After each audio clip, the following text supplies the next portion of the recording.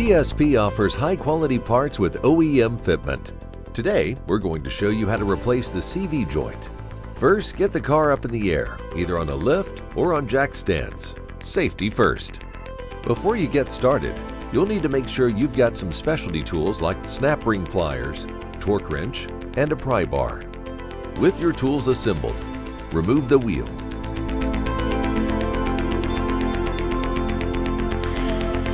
After you've got the wheel off, remove the axle nut. With the axle nut off, give the axle a push to make sure there's some play and the axle is free.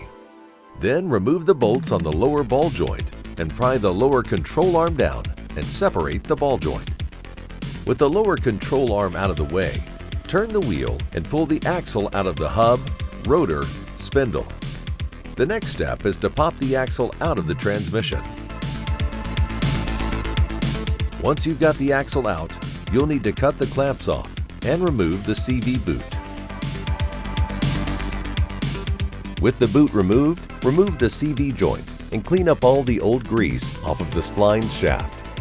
Once you've got the shaft cleaned up, you'll need to remove a snap ring, and for that, you'll need snap ring pliers.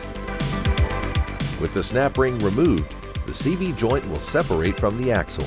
Take one of the new clamps that came in your kit, slide it over the new boot, and then slide it onto the axle. With the boot end clamp on, put the snap ring back on the end of the axle tube. It's time to get lubricated. Take the packet of new grease that came in your kit and put it in the cup. Install the grease-filled cup back on the axle and put the other end of the boot over the cup with a new clamp.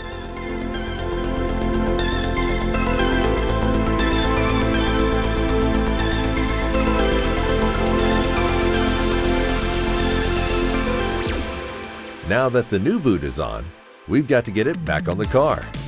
Insert the axle into the transmission, being careful not to damage the seal. Once the axle is seated into the transmission, you can slide the other end of the axle shaft into the spindle. With the axle shaft through the spindle, pry down the lower control arm, line up the ball joint, and reinstall the hardware.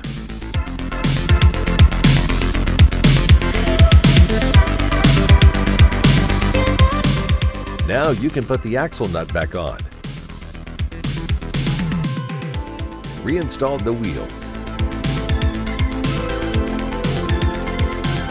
Lower the car to the ground. Just remember, it's important to torque these to the proper specs. If they're not torqued properly, you run the risk of wearing out the wheel bearing prematurely. And you've just installed a new CV joint in your car. GSP. Quality, efficiency, and reliability.